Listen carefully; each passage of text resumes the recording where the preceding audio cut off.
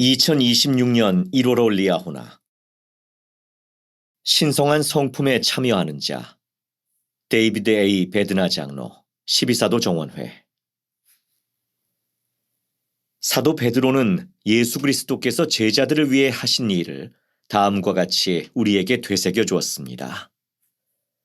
그의 신기한 능력으로 생명과 경건에 속한 모든 것을 우리에게 주셨으니 이는 자기의 영광과 덕으로서 우리를 부르신 이를 알므로 말미암음이라.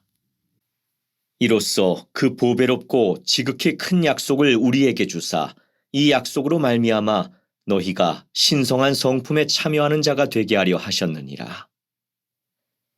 하늘아버지의 계획에는 우리의 영원한 정체성과 목적을 규정하는 보배롭고 지극히 큰 진리와 약속이 담겨 있습니다. 가족, 세상에 전하는 선언문에는 이렇게 나와 있습니다. 모든 인간, 즉 남자와 여자는 하나님의 형상대로 창조되었다. 사람은 모두 하늘 부모의 사랑하는 영의 아들과 딸이며 따라서 각각 신성한 품성과 운명을 지니고 있다. 전세에서 영의 아들과 딸들은 하나님을 그들의 영원하신 아버지로 알고 경배하였으며 그의 계획을 받아들였다. 그 계획에 의하여 그의 자녀들은 육신을 얻고 지상 생활의 경험을 통하여 완전을 향해 발전하여 궁극적으로 영생의 상속자로서 자신의 신성한 운명을 실현할 수 있게 되었다. 하늘아버지께서는 당신의 자녀들에게 당신이 마련하신 계획의 가르침과 더불어 당신이 사랑하시는 아들의 모범을 따르고 계명을 지키며 신앙으로 끝까지 견딘다면 영생을 얻으리니 이 은사는 하나님의 모든 은사 가운데서 가장 큰 것이라고 약속하십니다. 하나님의 일은 당신의 자녀들의 진보와 승용에 초점이 맞춰져 있습니다. 영혼의 가치가 하나님 보시기에 크기 때문에 그분의 계획의 모든 면은 그분의 아들과 딸들을 축복하기 위해 설계됐습니다. 하늘아버지의 계획. 전세의 평의회에서 하늘아버지께서는 영의 자녀들에게 그들의 영원한 진보와 행복을 위한 계획을 발표하셨습니다. 우리가 이들이 거할 땅을 만들리라. 그리고 이로써 우리는 그들을 시험하여 주 그들의 하나님이 명하는 것은 무엇이든지 그들이 다 행하는지를 보리라. 그리고 자기의 첫째 지체를 지키는 자들은 더하여질 것이요. 자기의 첫째 지체를 지키지 아니하는 자들은 자기의 첫째 지체를 지키는 자들과 함께 같은 왕국에서 영광을 얻지 못하리라. 그리고 자기의 둘째 지체를 지키는 자들은 그들의 머리 위에 영광이 영원 무궁토록 더하여지리라. 그리고 주께서 이르시되 내가 누구를 보낼꼬 하시니 인자 같으신 이가 대답하되 내가 여기 있사오니 나를 보내소서 하고 다른 하나도 대답하여 가로되 내가 여기 있사오니 나를 보내소서 하는지라. 주께서 이르시되 내가 첫째를 보내리라. 이에 둘째가 성내어 자기의 첫째 지체를 지키지 아니하더라. 그리고 그날에 많은 자가 그를 따랐더라. 전세의 평의회에서는 오직 한 가지 계획, 즉 하늘아버지의 계획만이 발표됐다는 점에 주목하십시오. 하늘아버지께서는 우리가 어떻게 할까라고 말씀하신 것이 아닙니다. 의견을 구하거나 추천 또는 제안을 해달라고 하신 것이 아닙니다. 그보다 그분께서는 당신 계획의 기본적인 요소들을 제시하시며 내가 누구를 보냈고 라고 물으셨습니다. 그분이 하신 질문의 핵심은 당신께서 세우신 계획의 조건을 실행하기 위해 누구를 보내야 하는가에 초점이 맞춰져 있었습니다. 대적의 모반에 따른 결과 또한 경전에 기록되어 있습니다. 그런즉 사탄이 나를 거스려 모반하였고 내가 사람에게 준 선택 의지를 멸하려 하였으며 또한 내 자신의 권능을 자기에게 주기를 구한 까닭에 나는 그가 쫓겨나게 하였느니라. 이에 그가 사탄이 되었나니 모든 거짓의 아비인 악마라. 사람들을 속이며 눈멀게 하며 나의 음성을 들으려 하지 아니하는 자마다 자기의 뜻대로 이끌어가서 포로가 되게 하였느니라. 루시퍼가 전세의 평의회에서 계획을 발표하고 참석자 과반수가 이를 부결한 상황이 아니었습니다. 그는 선거에서 패배해 동정심을 불러일으키는 처지에 있었던 것이 아니라 모반을 한 것이었습니다. 그는 교만과 거만 그리고 이기심 때문에 하늘아버지의 계획에 반기를 들게 된 겁니다. 하늘아버지의 계획과 구주의 복음.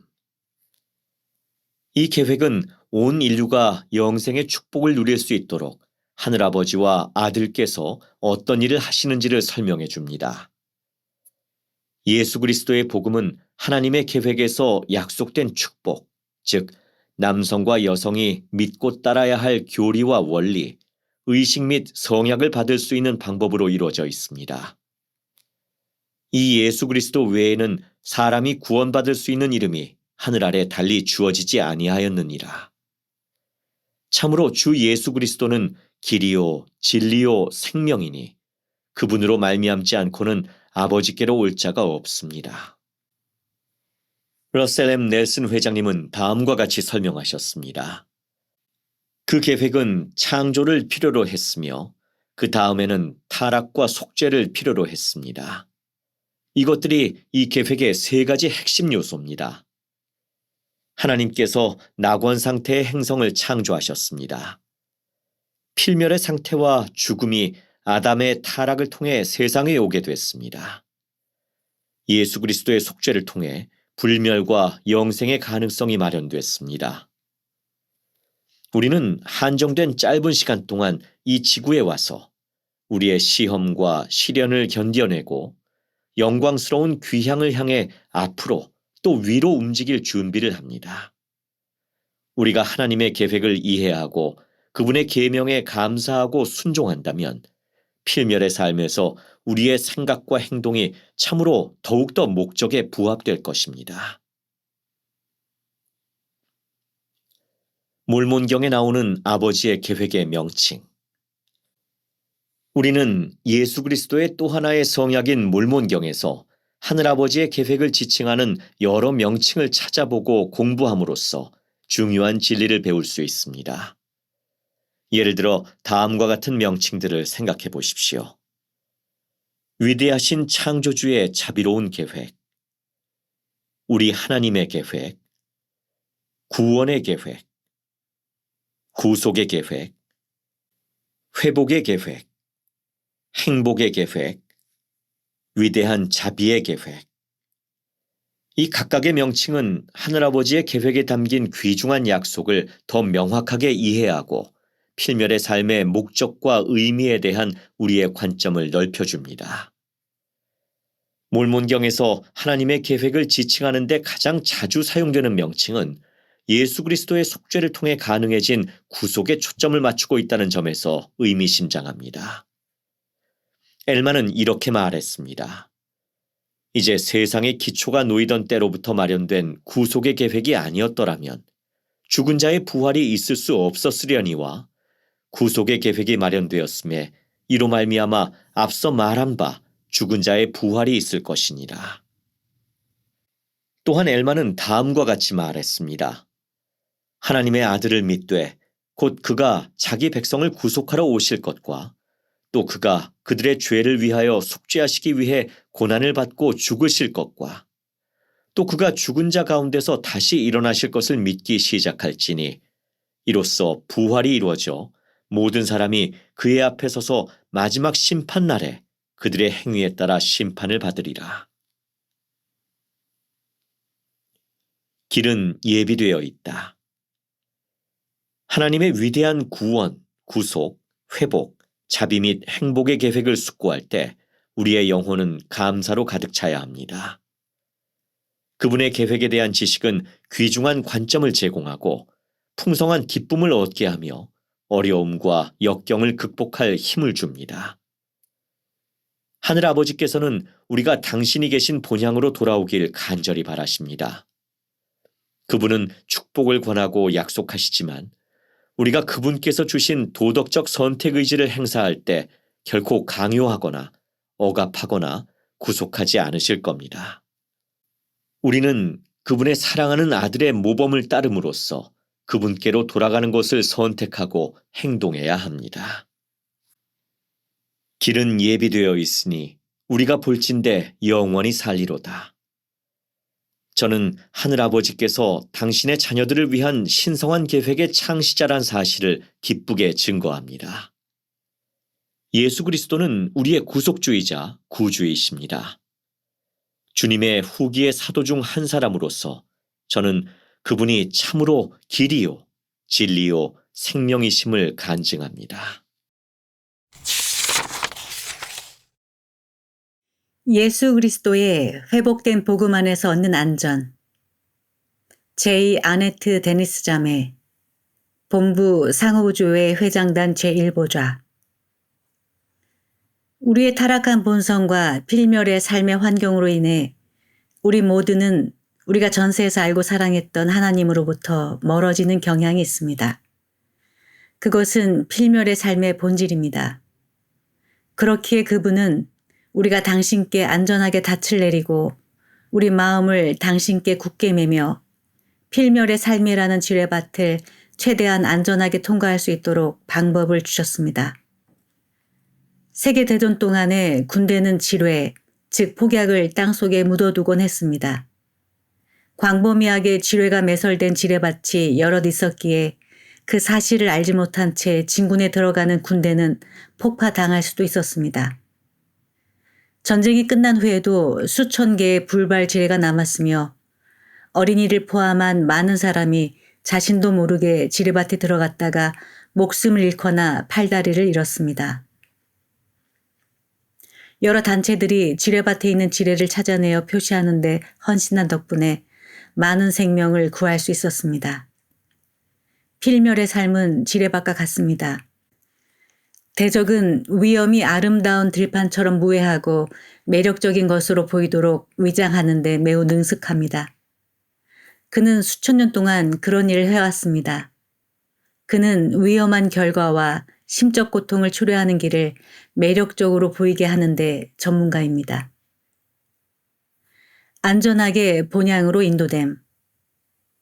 하늘에 계신 우리 아버지께서는 우리를 안전하게 지키는 방법을 아시며 따라서 우리를 안전하게 본향으로 인도하는 길을 표시해 놓으셨습니다. 물론 필멸의 삶의 경험에는 많은 위험과 어려움이 있습니다. 하지만 우리는 불필요한 부담과 심적 고통을 야기할 수 있는 선택은 피할 수 있습니다. 그것이 바로 우리의 하늘아버지께서 우리에게 계명과 성신의 은사 그리고 우리를 인도할 선지자를 주신 이유이며 또한 성전의식과 성약을 통해 당신과 그리고 우리의 구주와 강력한 성약관계를 맺게 하신 이유입니다. 우리를 본향으로 안전하게 인도할 수 있는 강력한 이종표와 안전장치를 모두 찾을 수 있는 곳은 오직 이 회복된 예수 그리스도의 교회뿐입니다. 현대에 선지자가 있다는 것은 큰 축복입니다. 전 제1회장단 보좌였던 휴비 브라운 회장님은 전직 판사였던 영국 하원 의원과 나눈 대화에 관해 들려주신 적이 있습니다. 그 의원은 하나님께서 1세기 이후로 지상에 있는 사람들에게 말씀하신 적이 없는 것 같다고 말했습니다. 그러자 브라운 회장님은 그에게 조세 스미스와 회복에 대해 설명해 주었습니다.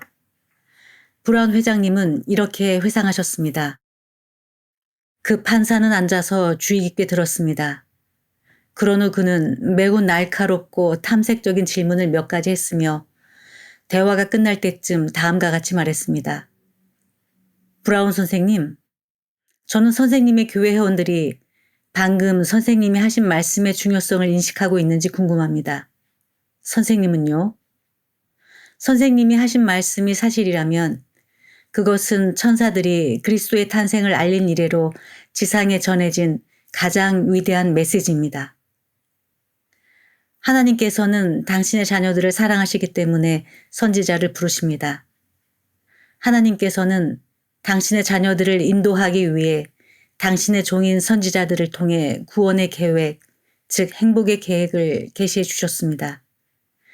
주님께서는 선지자, 선견자, 계시자들에게 다른 사람들이 볼 수 없는 것들을 보여주십니다. 그들은 망대 위의 파수꾼으로 멀리 내다보며 귀를 기울이려는 모든 사람에게 종종 수년 전에 미리 경고를 바랍니다. 그들은 하나님의 권세를 받은 종으로서 그분과 교통하기 때문에 우리가 갖지 못한 관점을 가지고 있습니다. 우리 모두가 현재의 선지자, 선견자, 계시자에 대해 개인적인 큰 간증을 얻는 것은 매우 중요합니다. 예수 그리스도를 신뢰한다. 오늘날의 세상에서는 무엇이 진리인지 분별하기가 점점 더 어려워지고 있습니다. 인스타그램, 틱톡, 페이스북, X, 옛 트위터, 팟캐스트, 케이블 뉴스 등 여러 방향에서 수많은 목소리가 들려오고 있습니다.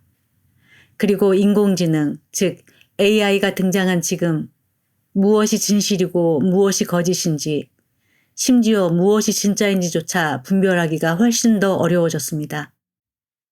사기성 딥페이크 동영상은 누군가가 그 사람이 하지 않은 말이나 행동을 한 것처럼 보이게 할 수 있습니다. 앞으로는 참과 거짓을 분별하기가 극도로 어려워질 것입니다. 러셀 M. 넬슨 회장님은 교회 회장으로서 처음 참석한 2018년 4월 대회에서 이렇게 가르치셨습니다. 저는 미래에 대해 낙관적입니다. 하지만 앞날이 장밋빛이라고만 생각하진 않습니다. 우리는 복잡 다단하고 다툼이 늘어가는 세상에 살고 있습니다. 언제 어디서나 접속 가능한 소셜미디어와 24시간 내내 생산되는 뉴스들은 잠시도 쉬지 않고 정보와 메시지를 쏟아냅니다. 진리를 공격하는 무수한 의견과 인간의 철학 속에서 가치 있고 유용한 것을 걸러내고자 한다면 우리는 계시를 받는 법을 배워야 합니다. 우리 구주여 구속주이신 예수 그리스도는 지금 이 시대와 재림의 시기 사이에 놀라운 일들을 행하실 것입니다. 우리는 하나님 아버지와 그분의 아들 예수 그리스도께서 이 교회를 장엄함과 영광 속에 주관하신다는 것을 나타내는 기적적인 일들을 보게 될 것입니다. 그러나 앞으로는 성신의 인도와 지침과 위안과 지속적인 영향력 없이는 영적으로 살아남는다는 것이 불가능할 것입니다. 계시를 받는 영적인 능력을 키우시기를 간청합니다. 성신의 은사를 향유하고 영의 음성을 더 자주, 더 분명히 듣는 데 필요한 영적인 일들을 하고자 선택하십시오. 구약전서 아모스 3장 7절에는 다음과 같이 나옵니다. 주 여호와께서는 자기의 비밀을 그종 선지자들에게 보이지 아니하시고는 결코 행하심이 없으시리라. 세상의 음성이 점점 더 커지고 설득력이 있을수록 우리 각자는 주님께서 살아있는 선지자를 통해 주시는 지시를 듣고 따르기 위해 조용한 영의 음성을 더 자주, 더 명확하게 들을 수 있어야 합니다. 하나님께서는 당신의 모든 자녀를 사랑하신다. 신약전서와 몰몬경에는 하나님이 어제나 오늘이나 영원토록 동일하시다고 나와 있습니다. 하나님은 고대의 자녀들을 사랑하셨던 것처럼 오늘날에도 당신의 자녀들을 사랑하시며 그렇기에 고대 하셨던 일을 지금도 하고 계십니다. 그분은 필멸의 삶이라는 지뢰밭에서 우리가 안전한 길에 머물도록 계명으로 길을 표시하시고 앞으로 닥칠 위험을 보고 경고의 음성을 바라는 선지자들로 그 길을 표시하시며 우리를 하나님과 더 단단히 연결해주는 신권 성약으로 그 길을 표시하십니다. 우리가 구주를 믿는 신앙을 갖고 그분을 신뢰할 때 그분은 성신의 속삭임을 통해 고대와 현대의 경전을 통해 현대의 선지자, 선견자, 계시자의 음성을 통해 그리고 성전의식과 성약으로 가능해진 그분 및 하늘 아버지와의 깊은 관계를 통해 우리를 안전하게 본향으로 인도하실 것입니다. 우리가 구주를 믿는 신앙을 갖고 그분을 신뢰할 때 그분은 우리를 안전하게 본향으로 인도하실 것입니다. 이 예수 그리스도의 회복된 복음과 그분의 회복된 교회보다 그리스도 안에서 인도와 지침, 안정과 보호, 위안과 위로, 희망이 풍성하게 주어지는 곳은 없습니다. 충실함과 선지자, 과거 그리고 현재. 아마드 에스코빗 장로, 70인 정원회. 제가 17살 때 우리 가족은 미국 펜실베이니아주 웨스트 필라델피아에 살고 있었습니다. 그 시기에 선교사들은 우리 가족에게 조셉 스미스의 첫 번째 시연에 대해 가르쳤습니다. 저는 하나님과 교통하고 그분의 뜻을 알고자 한 어린 조셉의 소망에 깊이 공감했습니다. 선교사들이 살아있는 선지자와 사도에 대해 가르쳤을 때 저는 오늘날에도 사도들이 있다고요? 어디에 있나요? 라고 물었습니다. 그들은 우리에게 스펜서 W. 킴볼 회장님과 제1회장단의 보좌들, 그리고 1980년 당시의 12사도 정원회의 모습이 담긴 사진을 한 장 보여주었습니다.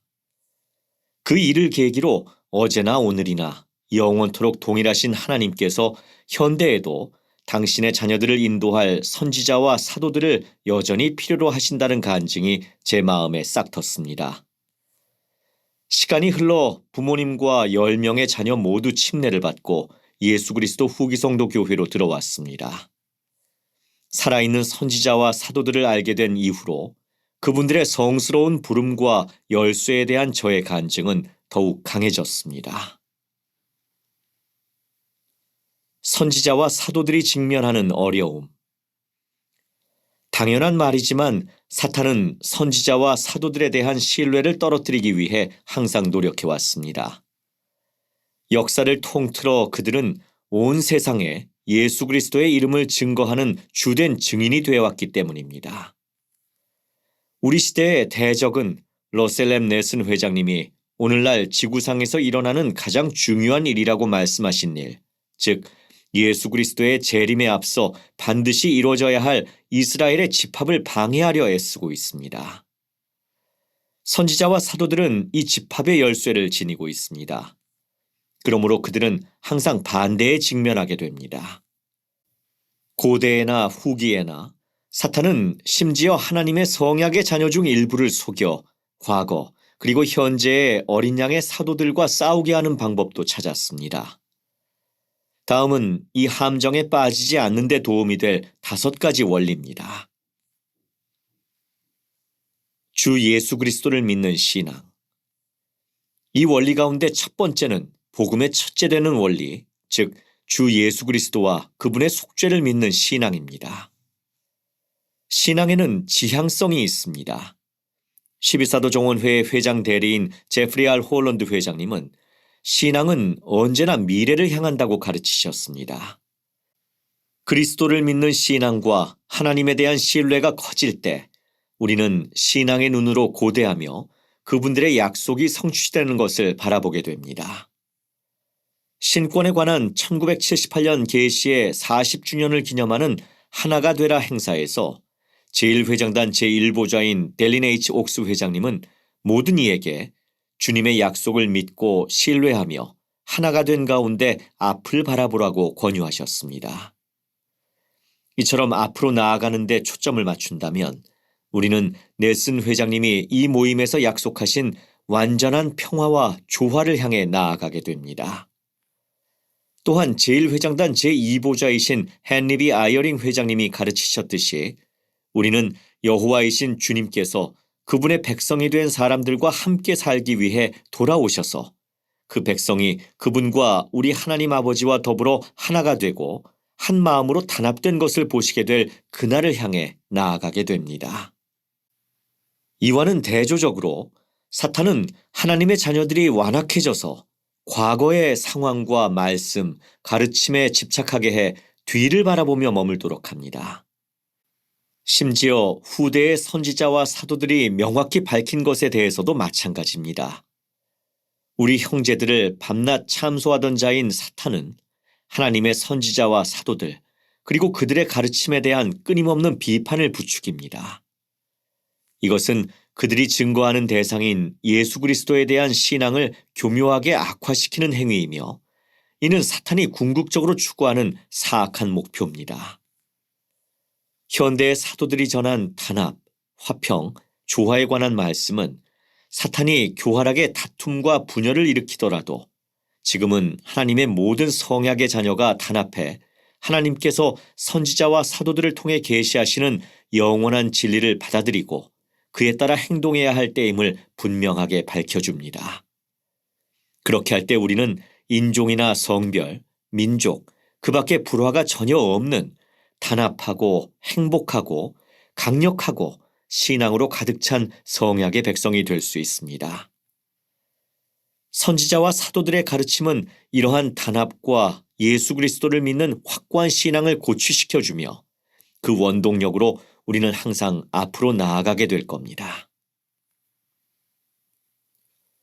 정죄하지 말라, 비판하지 말라, 신앙으로 행하라. 우리 시대를 보았던 모로나이는 우리가 선지자와 사도들을 비난하지 않도록 보호받을 수 있는 방법, 즉 정죄하거나 비판하지 않는 원리를 가르쳤습니다. 그는 이렇게 말했습니다. 나의 불완전함으로 인해 나를 정죄하지 말며 나의 부친이나 그의 전에 기록한 이들을 그 불완전함으로 인하여 정죄하지 말라. 그보다는 오히려 우리의 불완전함을 너희에게 나타내사 너희로 우리보다 더욱 현명하게 되도록 배우게 하신 것을 하나님께 감사드리라. 다시 말해 우리는 선지자와 사도들이 전하는 그리스도 및 그분의 복음에 대한 가르침과 증언에 집중하고 그것으로부터 배우며 그들의 결점을 찾지 않습니다. 역사를 통틀어 하나님께서는 우리의 유익을 위해 그리고 우리가 배워서 더 현명해지도록 돕기 위해 이러한 불완전함 중 몇 가지를 드러내셨습니다. 그렇게 하신 것에 대해 저는 그분께 감사드립니다. 그렇지만 우리는 조심해야 합니다. 2019년 4월 연차대회에서 아이어링 회장님은 제1회장단 제1보좌였던 조지 큐 캐넌 회장님의 다음 가르침을 인용하셨습니다. 하나님은 당신의 종들을 택하셨습니다. 그분은 그들이 정죄받아야 한다면 그들을 정죄하는 것은 당신만이 하실 수 있는 특권이라고 말씀하셨습니다. 그분은 우리가 개인적으로 그들을 견책하거나 정죄할 권리를 주지 않으셨습니다. 신앙이 얼마나 강하든지 신권 직분이 얼마나 높든지 간에 주님의 기름 부음 받은 종을 비방하거나 지상에 있는 하나님의 권세 받은 자들에 대해 불평하는 사람은 하나님을 언짢게 하는 것입니다. 성신은 그러한 자에게서 물러갈 것이며 그는 어둠 속에 거하게 될 겁니다. 따라서 우리가 주의를 기울여 조심하는 것이 얼마나 중요한 일인지 이해되지 않습니까? 여러분과 저는 선지자의 가르침과 행동에 관해 다음과 같은 주님의 축복과 명령을 받았습니다. 여기에는 우리가 이해하거나 받아들이기 어려울 수도 있는 모든 것이 포함됩니다. 너는 내 앞에서 온전히 거룩하게 걸으며 그가 받는 대로 너희에게 주게 될 그의 모든 말과 계명에 주의를 기울일지니 무릇 모든 인내와 신앙으로 그의 말을 마치 내 자신의 입에서 나온 것 같이 받아들일지니라.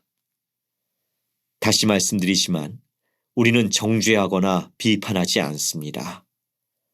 저는 예수 그리스도를 믿는 신앙과 선지자 및 사도들의 축복에 감사하는 마음으로 앞으로 나아갔을 때 풍성한 축복을 받았습니다. 자신의 권한을 넘어서려는 유혹을 피하라. 또 다른 핵심 원리는 자신의 권한을 넘어서거나 자신에게 없는 역할을 취하는 일을 피하는 겁니다. 이러한 사고방식을 가지면 스스로 기만돼 자신의 의견을 지나치게 높게 생각하게 되는데 이는 우리가 선지자와 사도들의 가르침을 지나치게 낮게 생각할 때 자연히 발생합니다. 과거의 선지자와 사도들을 포함해 그분들을 정죄하는 것은 분명 우리의 권한을 넘어서는 일입니다. 그렇게 할 수 있는 자격은 주님에게만 있기 때문입니다.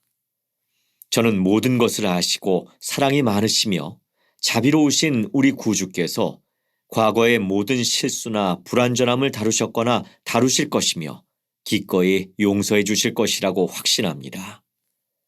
우리는 지금도 그분께서 우리를 위해 그렇게 해주시기를 바라고 있습니다. 우리의 권한을 넘어서는 또 다른 이해는 교회가 어떤 조치를 취해야 하고 어떻게 다스려져야 하는지에 관해 선지자와 사도들에게 주제넘게 지시하는 겁니다. 그것은 우리의 역할이 아니라 주님의 역할입니다.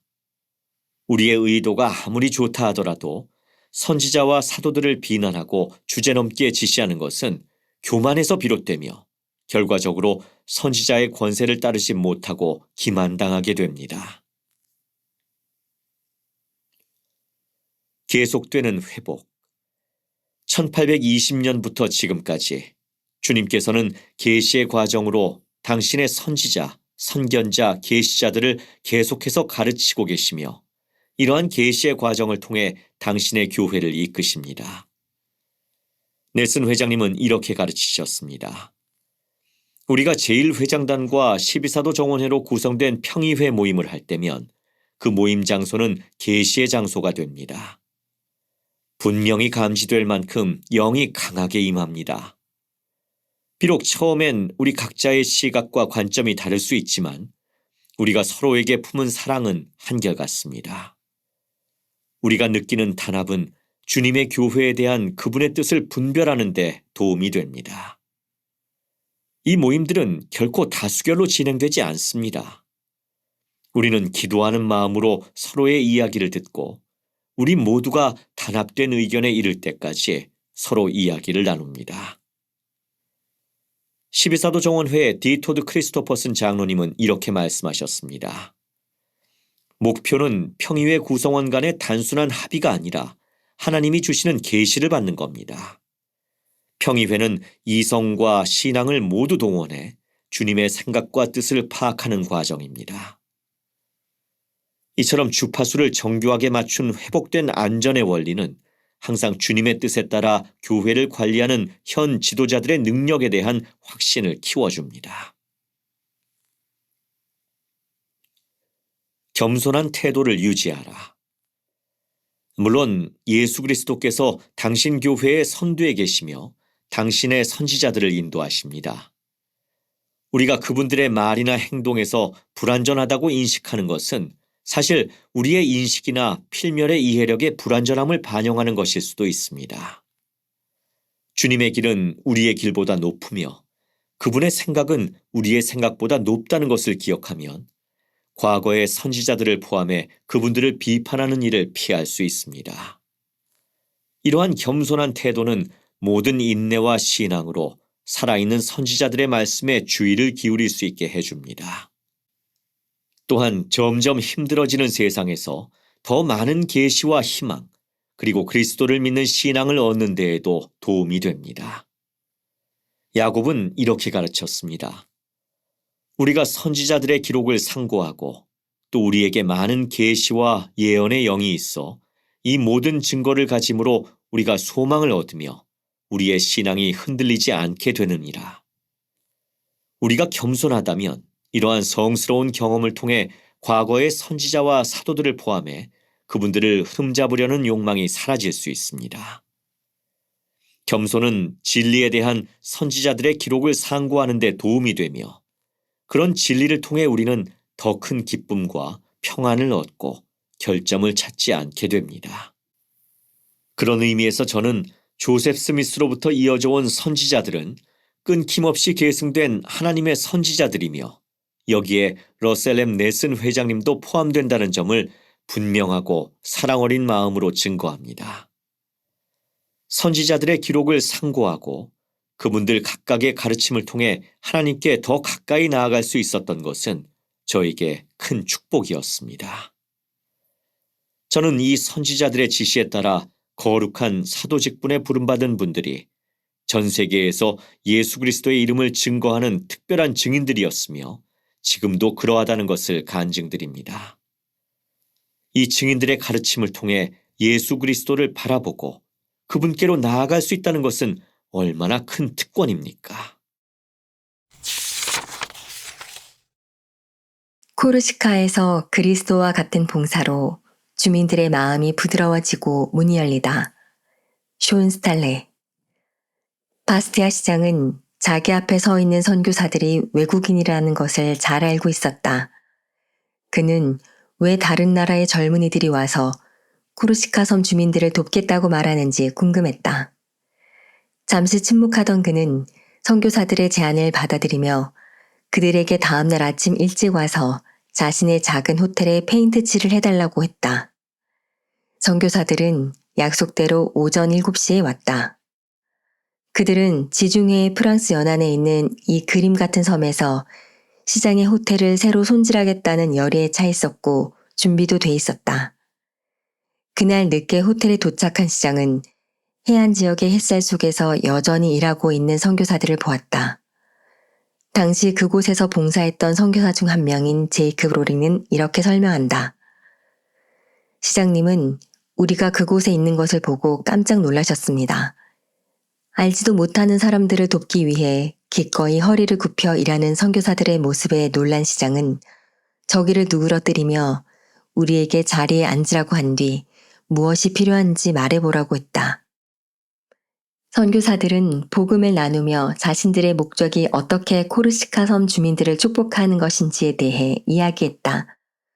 그들은 외지인을 경계하는 주민들 때문에 숙소를 구하는 데 어려움을 겪는다고 말했다. 몇 달 전 모든 선교사가 안전상의 이유로 그 섬에서 철수했었다. 하지만 지금은 이 장로들이 그 섬에서 선교 사업을 재개한 것이었다. 시장은 장로들의 말에 귀를 기울였다. 로리 형제는 이렇게 회상한다. 다음 날 아침이 되었을 때는 시장님이 이미 우리를 위해 위치가 좋은 곳에 숙소를 확보해 두셨고 친절하게 쪽지까지 써두셨습니다. 그날 새로운 숙소에 이사에 들어간 후 저녁이 되었다. 말쑥하게 차려입은 시장실 대표자 두 분이 인사차 들르셨는데 그분들은 우리가 그 도시에서 환영받고 있으며 안전하다고 안심시켜 주셨습니다. 얼마 지나지 않아 시장 내외는 지부의 일요일 모임에 참석하기 시작했으며 그 모임에서 찬송가 부르는 것을 즐기게 됐다. 곧 시장의 아내가 침례를 받았다. 비옥한 땅. 1990년대 초반의 이 단순한 시작으로 교회는 나폴레옹 보나파르트의 출생지로 유명한 이 섬에 뿌리를 내렸다. 선교 사업은 이내 번창했다. 3개월이 지난 후 시장이 마련한 훌륭한 집회소의 일요일 예배에 40명이 넘는 사람들이 참석했다. 당시 프랑스 마르세유 선교부의 회장이었던 리처드 W. 대처는 이렇게 말한다. 돌이켜보면 코르시카 섬의 교회를 설립하는 시기와 방법에는 주님의 손길이 분명히 있었다는 것을 알 수 있습니다. 하지만 그 섬에 기반을 마련하는 일은 쉽지 않았다. 초기에는 선교사를 배치하려는 노력이 적대와 위험한 위협에 부딪혔다. 1990년대 초에는 코르시카 원주민들의 반프랑스 정서가 끓어오르고 있었습니다. 대처 형제의 말이다. 코르시카 원주민들은 외국 기업과 재산을 파괴하기 위해 사제폭탄을 만드는 등 외지인에 대한 불만을 나타내 보였다. 당시 다린 듀스너프 장로는 이렇게 회상한다. 날마다 그 도시에서 수차례 폭발음이 들렸어요. 그건 드문 일이 아니었죠. 우린 프랑스인은 아니었지만 그렇다고 코르시카인도 아니었으니까요. 선교사들은 위험성에 대한 경고를 받았다. 그리고 인근에서 폭탄이 터지자 그 섬에 있던 4명의 선교사들은 프랑스 본토에 있는 선교부의 다른 지역으로 철수했다. 그 섬에 우리 선교사들은 더 이상 없었어요. 대처 형제는 그 난간이 배우고 성장하는 기회가 되었다고 말한다. 그리스도와 같은 봉사가 해답이었다. 하늘의 목적을 더 잘 이해하기 위한 선교사들은 구주의 방법을 잘 배우려는 마음으로 그분의 삶과 성역을 공부하는 데 전념했다. 그들은 사람들을 먹이고 치유하고 사랑하는 등 그분께서 보이신 봉사와 연민의 행위에 대해 공부했다. 그리고 그런 봉사가 사람들의 신뢰를 얻고 주님의 방법으로 봉사하는 데 중요하다는 결론을 내렸다. 1992년 3월 봉사에 새로이 초점을 맞춰 선교 사업을 재개할 3명의 선교사가 코르시카에 전파됐다. 이번에는 그 섬에서 두 번째로 큰 도시인 바스티아로 보내졌다. 그곳에서 그들은 집집마다 다니며 문을 두드리는 대신 자연스러운 방식으로 사람들을 만나기로 마음먹었다. 문을 두드리는 방식이 이따금 주민들 사이에 두려움을 불러일으켰기 때문이었다. 우리의 기도가 응답되었어요. 우리는 봉사를 통해 지역사회에 대한 우리의 진정성을 나타내 보이고 외지인들을 적대하는 사람들의 마음을 부드럽게 할 수 있다는 것을 깨달았죠. 대처 형제의 말이다. 새로운 선교사들은 주민들에게 자신들을 소개하며 가능한 모든 방법으로 돕겠다고 제의했다. 그들은 가죽 텃밭을 맺고 자동차를 수리했으며 그 시장의 낡은 호텔에 페인트 칠을 했다. 그들은 종종 친구를 사귀었고 사람들은 그들의 노력을 인정해줬다. 대처 형제의 말에 따르면 거의 대부분의 경우에 자리에 앉아서 리모타나 한 잔을 대접받으면서 당신네 교회에 대해 말해달라는 요청을 받았다고 한다. 곧이어 우리의 형세가 극적으로 바뀌었죠. 처음에 소개를 통해 로타 가족이 침례를 받았고 그럼 다음 또 다른 소개로 이어졌다. 선교사들이 소개받은 사람의 집에 들어가자 진리를 알기 위해 기도해 왔던 그 가족의 어머니는 무릎을 꿇고 자신의 기도에 응답해 주신 주님께 감사의 눈물을 흘렸다. 다리를 놓아 간극을 메우다. 바스티아에서의 봉사 초기의 선교사들은 가톨릭 병원에 가서 봉사를 하겠다고 자원했다. 하지만 그들의 종교를 알게 된 그 병원의 담당 성직자는 그 봉사를 거절했다. 그는 다른 기독교 종파를 믿는 사람들이 병원에 관여하는 것을 달가워하지 않았다. 두어 달 후인 1992년 5월에 한 축구 경기장에서 결승전이 진행되던 중 어느 한 구역이 크게 붕괴됐다.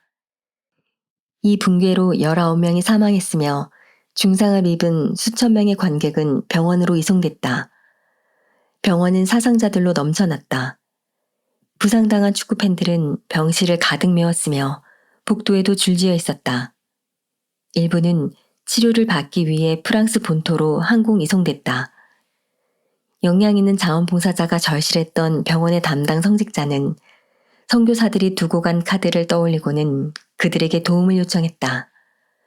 선교사들은 정맥주사 줄을 걸고 지혈대를 감고 병실을 청소하고 부상자를 옮기는 등 감독하에 진행된 다양한 응급치료를 도우며 36시간 동안 이런저런 임무를 수행했다. 그들은 붕괴로 다친 지부 회원들에게 신권 축복을 줬다. 지칠 줄 모르는 선교사들의 노력을 지켜본 담당 성직자는 선교사들을 불러 모아 병원 곳곳으로 데리고 다니면서 환자들에게 선교사들이 하나님의 사람이라고 말했다. 그런 다음 선교사들에게 부상자들에게 축복을 베풀게 했다. 대처 형제는 이렇게 회상한다. 우리는 봉사를 통해 시 고위 공무원과 중요한 성직자로부터 존경과 칭찬을 받았습니다.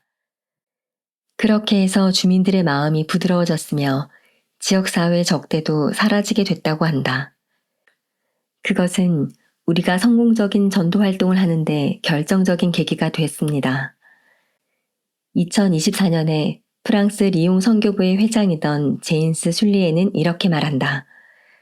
오늘날 코르시카에서는 여러 혼란스러운 상황에도 불구하고 성장이라는 기적이 계속되고 있습니다. 2024년에는 바스티아 지부의 회원 14명이 프랑스 파리 성전으로 가서 여러 날 동안 성전의식을 수행했습니다. 지중해 이 외딴 섬에서 최고로 많은 인원이 성전에 간 때였죠. 전임 부부 선교사들과 활기 넘치는 5명의 장로 및 자매들의 도움으로 주님께서는 낙원 같은 이 섬에 새로운 개종자라는 축복을 계속해서 내려주고 계십니다. 그리스도와 성약을 찾음. 니파이가 알려주는 구약전서 읽기의 열쇠. 데이비드 R. 실리 브리감령 대학교 고대 경전 교수. 나는 구약전서 읽는 것을 좋아한다. 여러 해에 걸쳐 나는 구약전서에서 기쁨을 얻고 이해력을 높이기 위해 찾아볼 수 있는 2가지 열쇠를 발견했다. 바로 그리스도와 성약이다. 다음은 올해 구약전서를 공부할 때 그리스도와 성약을 찾을 수 있는 몇 가지 방법이다. 그리스도를 찾는다. 니파이는 노세판의 경전을 읽고서 이렇게 말했다. 보라, 내 영혼은 그리스도께서 오심에 참됨을 내 백성에게 증명하기를 기뻐하나니 이는 이 목적으로 모세의 율법이 주어졌으며 세상이 시작된 때로부터 하나님께서 사람에게 주는 모든 것은 그에 대한 예표이니라. 우리는 구약전서에서 여러 가지 방법으로 예수 그리스도를 찾을 수 있다. 구약전서의 하나님. 우리는 현대 계시를 통해 예수 그리스도가 구약의 하나님이심을 알고 있다.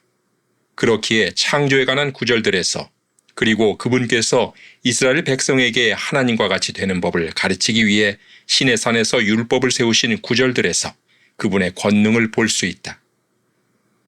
우리는 이스라엘 백성을 애굽의 속박에서 건져내신 것에서 그분의 은혜를 배우고 광야에서 당신의 백성을 돌보시고 약속의 땅으로 인도하시는 일에서 그분의 사랑을 배운다. 또한 이스라엘 백성이 죄를 회개했을 때 선지자들을 보내시고 용서를 베푸신 일에서 그분의 지속적인 관심을 배운다. 예수 그리스도의 예표. 구약전서의 이야기에는 예수 그리스도를 나타내는 여러 가지 상징적인 것들이 담겨 있다. 그중 많은 것들이 신약전서와 몰몬경에 기록된 바와 같이 장차 그분이 오시는 것에 대한 예표였다. 아브라함과 이삭의 이야기는 하나님 아버지께서 당신의 아들 예수 그리스도를 희생시키실 것임을 나타내는 예표였다. 예수 그리스도께서 우리를 영적인 굶주림에서 구원하시는 것처럼 요셉은 자신의 형제들을 육체적인 굶주림에서 구했다. 예수님께서 우리를 죄에서 해방시키시는 것처럼 모세는 자신의 백성을 노예 상태에서 해방시켰다. 광야의 놋뱀 이야기에서 주님께서는 이스라엘 자손들에게 당신과 당신의 속죄에 대한 신앙의 힘을 가르치셨다. 엘리야와 엘리사가 병자를 고치고 죽은 자를 살린 것은 구주의 예표였다. 신약 전서의 구주에 대한 통찰. 예수 그리스도는 구약 전서의 이야기와 모세의 율법에서 상징적으로 등장한다. 유월절 이야기와 모세의 율법의 번제는 그리스도를 가리킨다. 구약 전서에서 나오는 선지자들이 병자를 고치고 죽은 자를 살린 것은 예수님이 지니신 사명의 예표였다. 주님께서는 선지자 예레미야를 통해 우리에게 새 언약을 약속하셨다. 신약 전서에서 예수님은 구약의 율법과 선지자의 예언을 성취하는 이로서 오셨다. 그분은 산상수훈에서 새 성약을 주셨으며 최후의 만찬인 유월절 식사에서 성약의 상징을 제정하셨다. 예수님은 병자를 고치고 죽은 자를 살리시면서 서로 사랑하고 봉사하라고 가르치셨다. 그분은 속죄를 통해 우리를 죄와 사망에서 구속하셨으며 지상에 당신의 교회를 세우셨다. 우리가 구약전서에 하나님이 예수님이라는 사실을 인식한다면 신약전서에서 나오는 그분을 더 잘 알 수 있을 것이다. 성약을 찾는다. 니파이는 또한 우리에게 경전에서 성약을 찾으라고 가르쳤다. 또한 내 영혼은 주께서 우리 조상들에게 맺으신 바 곧 주의 성약을 기뻐하느니라. 러셀 M. 넬슨 회장님 역시 성약의 중요성을 다음과 같이 강조하셨다. 이 생에서 받을 수 있는 가장 위대한 찬사는 성약을 지키는 자로 알려지는 것입니다. 그러한 사람이 받을 보상은 이 생과 다음 생에 걸쳐 돌아올 것입니다. 이 얼마나 놀라운 약속인가. 침례를 받고 성전 성약을 맺은 후에도 우리는 이러한 약속이 우리의 일상생활에 얼마나 큰 영향을 미칠 수 있는지 깨닫지 못할 수도 있다. 하지만 우리는 구약전서를 통해 성약의 백성이 된다는 것이 진정으로 무엇을 의미하는지 그리고 그와 함께 오는 축복과 책임을 어떻게 더 잘 이해할 수 있는지 상기할 수 있다. 구약전서에서 언급되는 주된 성약은 아브라함의 성약이다. 우리는 이 성약에서 예수 그리스도의 복음에 관한 진리를 찾을 수 있으며 이 진리를 통해 우리는 우리를 구원해 주시는 예수 그리스도께로 나아간다. 다음은 구약전서가 우리의 성약을 더 잘 이해하고 지키는 데 도움이 될 수 있는 몇 가지 방법이다. 아브라함의 성약에서 우리의 역할을 이해한다. 아브라함의 성약은 아브라함에게 주어진 일련의 약속과 축복으로 선지자 조셉 스미스가 회복한 새롭고도 영원한 성약을 통해 오늘날까지 이어지고 있다. 넬슨 회장님은 이렇게 가르치셨다. 주님은 후기의 모습을 드러내셨고 아브라함의 성약을 새롭게 하셨습니다. 주님은 선지자 조셉 스미스를 통해 이렇게 선포하셨습니다. 아브라함은 자기 씨와 자기 허리의 열매에 대한 약속을 받았나니 너 곧 나의 종 조셉은 그의 허리에서 낳느니라. 이 약속은 또한 너희 것이기도 하니 이는 너희가 아브라함의 후손이요. 이 성약을 통해 주님께서는 당신의 복음을 가르치고 당신의 자녀들을 예수 그리스도께로 인도할 수 있는 의로운 가족을 세우셨다. 사도 바울은 우리가 그리스도께에 나오면 아브라함의 가족이 된다고 가르쳤다. 너희가 그리스도의 것이면 곧 아브라함의 자손이요 약속대로 유업을 이을 자니라. 예수 그리스도 후기 성도 교회의 회원은 아브라함의 성약을 통해 이스라엘의 집이 되며 아브라함의 성약에 담긴 축복을 상속받는다. 우리는 구약전서에 나오는 사람들의 삶을 살펴보고 주님께서 계명을 통해 당신의 자녀들에게 하신 약속을 공부하고 이스라엘의 자손들에게 회개하고 성약에 순종하라고 간청한 고대 선지자들의 말에 귀 기울임으로써 성약에 담긴 우리의 역할을 배울 수 있다. 우리의 성약을 통해 약속된 축복을 찾는다. 우리는 구약전서를 읽으면서 주님께서 아브라함과의 성약에서 맺은 약속을 지키신다는 것을 암시하는 말들을 찾아볼 수 있다. 가장 두드러진 축복에는 세 가지가 있는데 그것은 하나님 아버지의 왕국을 상속하는 것을 상징하는 땅, 영원한 증식을 약속하는 의미의 후손, 그리고 구원의 축복, 곧 영생의 축복을 의미하는 복음과 신권의 축복이다. 아브라함은 자신의 후손을 통해 땅의 모든 족속이 복을 얻을 것이라는 약속을 받았다. 이것은 예수 그리스도께서 아브라함의 혈통을 통해 세상에 오실 것이며 속죄와 부활을 통해 지상의 모든 민족을 축복하실 것임을 의미한다. 아브라함의 성약으로 인해 오늘날 여러분의 삶에서 목격하는 축복에는 어떤 것이 있는가? 이스라엘을 모으는 의무. 아브라함의 성약의 일원이 되는 것은 축복과 함께 특정한 책임을 수반한다. 우리는 구약전서를 공부함으로써 우리의 성약에 어떻게 부응하는지를 배울 수 있다. 아브라함의 가족으로서 교회 회원들은 이스라엘을 모으도록 부름받았다. 우리가 선교사업, 성역, 성전사업, 교회 부름, 그리고 가족을 가르치고 양육하는 일에 참여할 때 우리는 다른 사람들을 그리스도께 더 가까이 데려옴으로써 이스라엘을 모으는 것이다. 넬슨 회장님은 이렇게 가르치셨다.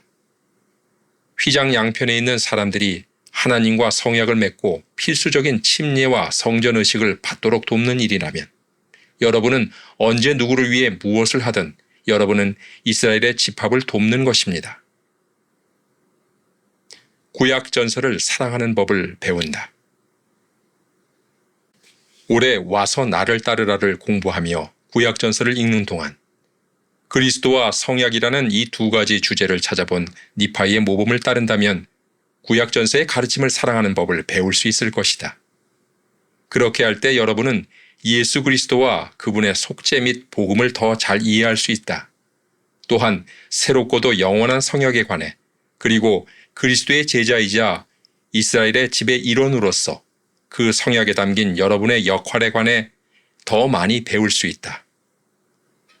구약전서에 나오는 이야기와 가르침은 우리와 구주와의 관계 그리고 우리의 성약에 대한 이해와 헌신을 심화하는 데 도움이 될 수 있다. 여러분의 친구 와서 나를 따르라. 테드 반스 교회 교육과정 개발부 여러분이 경전을 읽을 때 항상 옆에 앉아 응원해주는 친구가 있다면 좋지 않겠는가? 한번 상상해보자. 그 친구는 경전을 사랑하고 여러분이 경전을 읽는다는 사실에 무척 신이 나서 말이 많아진다. 가끔 그 친구는 이런 말을 할 것이다. 그 부분이 정말 놀랍지 않아? 그 구절에 대해 어떻게 생각해? 어머, 이건 우리 삶이랑 완전히 똑같잖아. 막히거나 헷갈리는 어려운 구절이 있다면 여러분의 친구는 이렇게 말할 것이다. 이건 이런 의미로 해석할 수도 있어. 이해가 되지? 물론 여러분의 친구는 스포일러를 하지 않으려고 노력한다. 어쨌든 여러분의 친구니까 말이다. 와서 나를 따르라는 그런 친구 같은 자료이다. 이 자료의 목적은 여러분이 경전을 읽으면서 놀라운 경험을 하도록 돕는 것이다. 이 자료에는 하늘아버지와 예수 그리스도를 믿는 신앙을 키우는 데 도움이 될 성구들이 강조되어 있다. 그러므로 여러분은 그 성구들을 여러분의 삶에서 일어나는 일과 연관시킬 수 있게 된다. 여러분에게 질문이 있을 때 이 자료가 도움이 될 수 있다. 하지만 와서 나를 따르라는 답을 주기보단 질문하는 경우가 더 많을 것이다.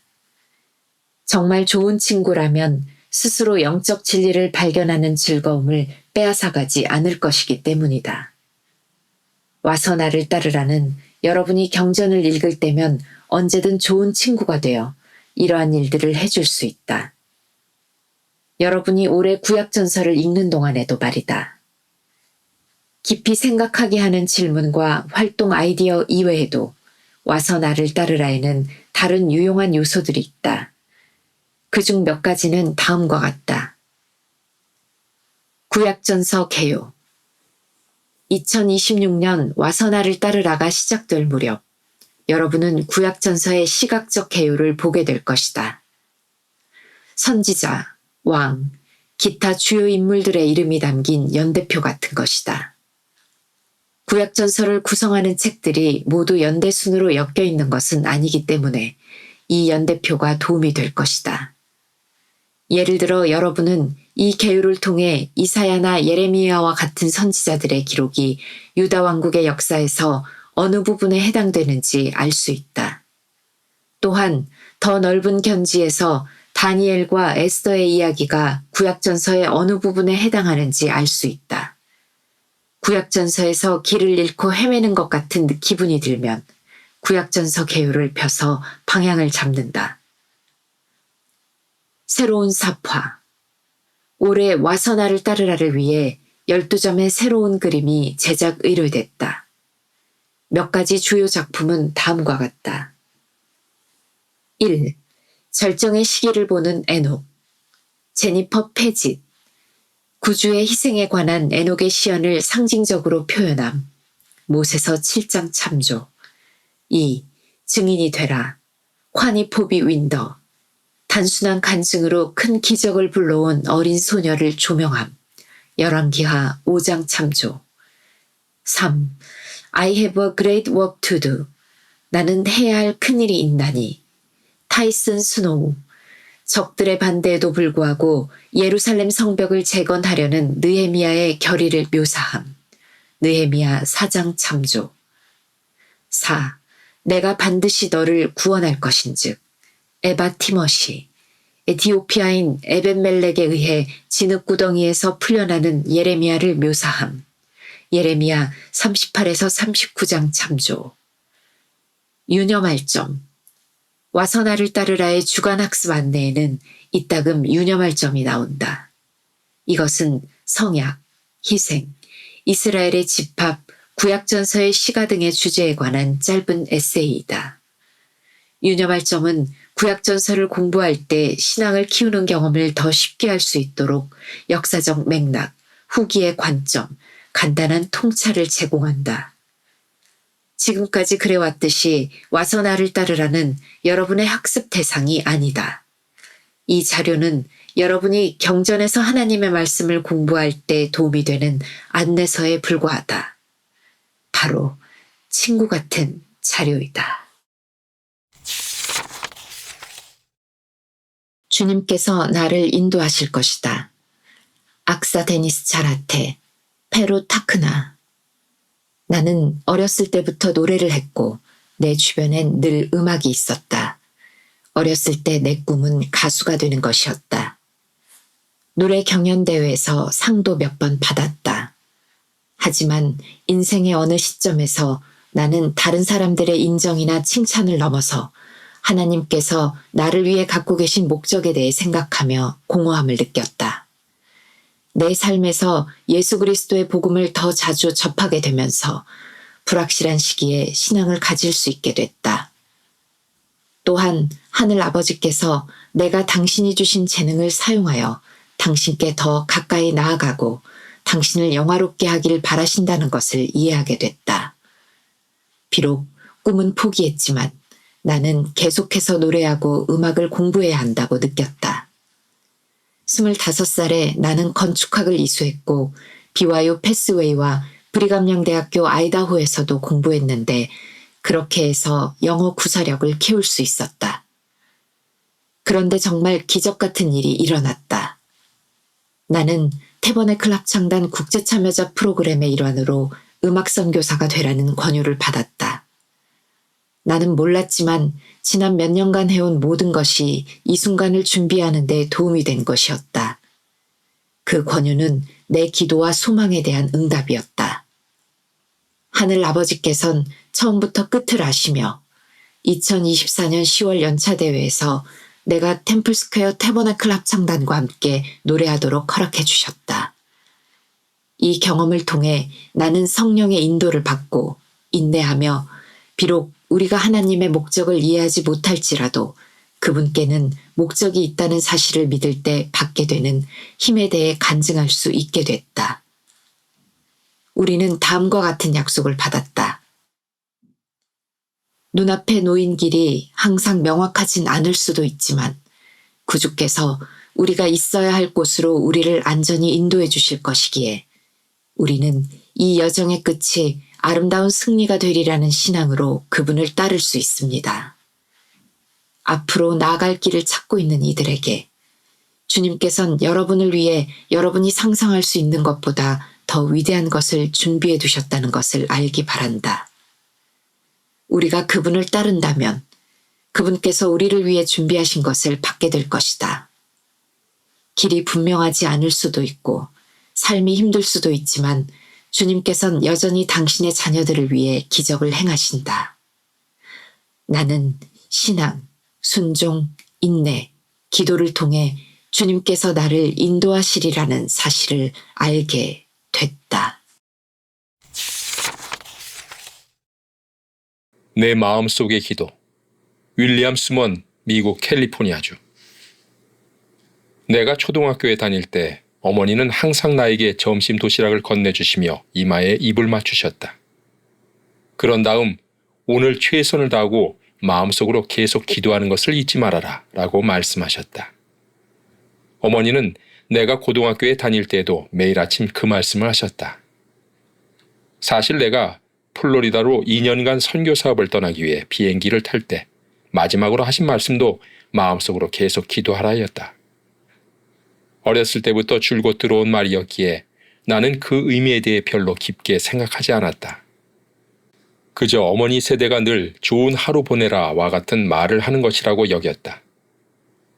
나는 미국 플로리다주 마이애미에서 전임 선교사로 봉사하는 동안 스페인어를 조금 배웠다. 나는 쿠바와 푸에르토리코 출신의 새로운 친구들을 많이 만났는데 그들은 내 어머니와 같다는 것을 알게 되었다. 우리가 방문했던 가족들은 모두 우리를 배웅할 때 바야콘 디오스, 하나님께서 함께 하시길 라는 애정어린 인사를 했다. 마침내 어머니의 말씀이 무슨 뜻인지 이해하기 시작했을 때 나는 진심으로 마음속으로 계속 기도할 수 있는 방법을 찾기 시작했다. 그렇게 하면서 하늘 아버지와 그분의 아들 예수 그리스도께 감사하는 마음이 커졌다. 나는 시련과 고난의 시기에 더 잘 인내하게 되었다. 나는 부모님에 대한 더 큰 사랑을 느꼈고 그분들이 나를 위해 치르신 희생에 대해 감사하게 되었다. 어느 날 나는 구주께서 부활하신 후 니파인들을 방문하신 것에 관한 경전 구절을 읽었다. 방문하신 지 이틀째 되던 날, 그분께서는 그 제자들에게 명하사 저들로 하여금 기도하게 하셨다. 그들이 기도할 때 구주께서도 기도하셨는데 그 기도하신 말씀이 크고 기이하였다. 기도를 마치신 후 그분은 무리에게 마음으로는 기도하기를 그치지 말라고 명하셨다. 그렇게 할 수 있는 한 가지 방법은 기도를 우리의 일상생활을 둘러싼 액자로 생각하는 것이다. 사랑 및 감사와 결합된 기도의 틀은 우리가 구주께 집중하고 성약을 지킬 수 있게 해준다. 매일 마음속으로 기도하기를 그치지 말라고 권하신 어머니께 감사드린다. 그 권고는 내 인생에 큰 영향을 미쳤다. 평안을 느꼈다. 니콜 무라마츠, 브라질 상파울루. 한 주의 교회로부터 2가지 반주자 부름을 동시에 받은 나는 가정과 직장, 학업을 위한 시간을 어떻게 마련할지 걱정이 되었다. 내 마음속의 가장 큰 소망은 재능을 갈고 닦으면서 주님께 봉사하고 그분의 영을 사람들에게 전하는 것이었다. 하지만 나는 새로운 부름에 내가 원하는 만큼 헌신할 수 없다는 점에서 부족함을 느꼈다. 그 다음 주에 내가 일하던 회사의 업무량이 엄청 늘어났다. 대부분은 타이핑 작업이었기에 팔과 손목이 아파오기 시작했다. 통증이 가시지 않으면 반주를 할 수 있을까 하는 걱정이 들었다. 일요일에 예배실 피아노로 전주곡을 연주하는데 다시 근육이 아파왔다. 나는 재빨리 마음속으로 계속 반주할 수 있는 힘을 달라고 기도했다. 성찬식 동안 나는 그 다음 곡이 내가 오랫동안 치지 않은 찬송가라는 것을 깨달았다. 나는 아픈 것도 모자라 이제는 어려운 찬송가까지 쳐야 하네 하고 생각했다. 바로 그때 내 감정을 정확하게 표현하는 다음 가사가 눈에 들어왔다. 영감으로 축복 허락하소서, 높고 거룩한 영혼 소망하게 하소서. 그 가사를 읽으면서 평안을 느꼈다. 나는 구주께서 내 통증을 아신다는 사실을 깨달았다. 그분은 실제로 이 고통을 겪으셨기 때문이다. 나는 그 상황을 홀로 감당할 필요가 없는 것이었다. 기대하지 않았던 일이었지만 나는 주님의 영을 느꼈다. 반주를 시작하자 더는 통증이 느껴지지 않았고 음표가 손가락에 익숙하게 느껴졌다. 나는 그 봉사를 통해 치유되고 하늘 아버지께 더 가까이 나아갈 수 있는 길이 마련되었음을 깨달았다. 피아노 앞에서 했던 그 경험을 곰곰이 생각해보면 내가 혼자서 반주를 한 것이 아니었음을 깨닫는다. 나는 예수 그리스도의 권능과 은혜로 감화되었으며 그것은 내가 그분께 봉사하고 있었기 때문에 얻은 영적 경험이었다. 우리가 기꺼이 그분을 섬기고자 한다면 그분은 언제나 우리 곁에서 우리를 지지하며 힘을 주실 것이다. 구주께는 잃어버린 바 되지 않았다. 론다 머렐, 미국 유타주. 최근에 가족 중 한 명과 그 남편이 어린 자녀들과 함께 교회를 떠나기로 결정했다. 그 소식을 들은 우리 가족은 가슴이 찢어지는 듯했다. 그 후로 몇 주 동안 우리는 새로운 일상을 찾으려고 노력했다. 처음 며칠 동안은 괴로움과 눈물, 그리고 하늘 아버지께 드리는 진심 어린 기도로 가득했다. 그 기도에 대한 즉각적인 응답 중 하나는 매주 성전에서 예배를 드려야 한다는 것이었다. 학생이자 직장인이며 아내이고 어머니인 나에게는 그 응답이 벅찬 것이었지만 가능한 한 그 속삭임에 순종하기로 결심했다. 직장에서 유독 힘든 교대 근무를 마친 어느 날 저녁, 나는 그 밤에 성전에 가야 한다는 강한 느낌을 받았다. 나는 아들에게 함께 예비 의식을 하러 가자고 했다. 우리는 성전에 도착해서 각자 의식을 받으러 들어갔다. 나는 몇몇 자매들을 위해 대리의식을 행했는데 그들에게 약속된 축복을 들으면서 감정이 북받쳤다. 나는 방황하고 있는 가족들에 대한 생각을 떨쳐낼 수가 없었다. 의식을 마친 후 나는 옷을 갈아입고 대기실로 가서 자리에 앉았다. 하지만 이내 나는 남자 탈의실에서 나오는 아들을 볼 수 있도록 자리를 바꿔야 한다는 느낌이 들었다. 나는 자리를 옮겼으나 앉는 곳마다 안정된 느낌이 들지 않았다. 마침내 나는 성전 입구 부근에서 벽을 향하고 있는 소파에 앉았다. 괴로운 마음을 달래려고 막 경전을 집어들었을 때 나는 벽 쪽을 힐끔 쳐다보았다. 거기에는 거의 실물 크기의 그림이 걸려 있었는데 바로 구주께서 어린 양을 품에 안고 계시는 그림이었다. 불현듯 영은 내가 사랑하는 가족들을 잃었다고 생각하지만 구주께는 잃어버린 바 되지 않았다는 사실을 상기시켜 주었다. 너희 중에 어떤 사람이 양 100마리가 있는데 그 중에 하나를 잃으면 99마리를 들에 두고 그 잃은 것을 찾아내기까지 찾아다니지 아니하겠느냐. 또 찾아낸즉 즐거워 어깨에 매리라. 우리는 방황하는 가족들을 계속 사랑하고 그들을 위해 기도하고 있다. 하지만 슬픔에 휩싸일 때면 그 경험을 떠올리며 길을 잃은 가족들이 사랑이 많으신 구주의 도움으로 언젠가 다시 돌아올 길을 찾게 되리라는 희망을 품는다. 어떻게 불평을 할 수 있겠어? 예스민 올리베로스, 스페인 사라고사. 2019년 가을, 나는 자녀인 8살 아론과 자폐증이 있는 17살 호르헤와 함께 스페인에 도착했다. 맨몸으로 꿈만 안고 온 나는 하나님께 매달렸고 그분을 온전히 신뢰했다. 한 선한 사마리아인이 우리를 자기 집으로 맞아들였고 우린 그곳에서 2주간 머물렀다. 하지만 익숙한 환경에서 벗어난 생활이 호르헤에게는 힘든 일이었다. 그는 질환 때문에 엄격한 일과를 따른다. 처음 며칠 동안은 밤중에 벽을 쾅쾅 치곤 했다. 그러면 난 다른 사람들을 깨우지 않게 하려고 재빨리 일어나곤 했다. 난 호르헤 옆에 무릎을 꿇고 기도를 드리면서 이사야 41장 10절을 떠올렸다. 두려워하지 말라. 내가 너와 함께함이라. 놀라지 말라. 나는 네 하나님이 됨이라. 내가 너를 굳세게 하리라. 참으로 너를 도와주리라. 참으로 나의 의로운 오른손으로 너를 붙들리라. 스페인에서 보낸 2번째 주말에 우린 성찬식이 막 끝나갈 무렵에 교회에 도착했다. 나는 초등의 어린이들과 함께 있는 한 청녀에게 다가가 내가 교회 회원이지만 아는 사람이 아무도 없다고 설명했다. 그녀는 우리를 다른 몇몇 회원들에게 소개해 주었다. 다음 날 사라고사 시의회는 우리를 난민으로 받아들이고 물도 전기도 들어오지 않는 아파트로 데려갔다. 우리가 참석했던 와드의 감독단, 상호부조회, 장로정원에는 담요와 가열할 필요가 없는 음식, 겨울 의복 등 생필품을 가져왔다. 아이들이 학교에 다니기 시작했고 나는 직업 교육을 받기 시작했다.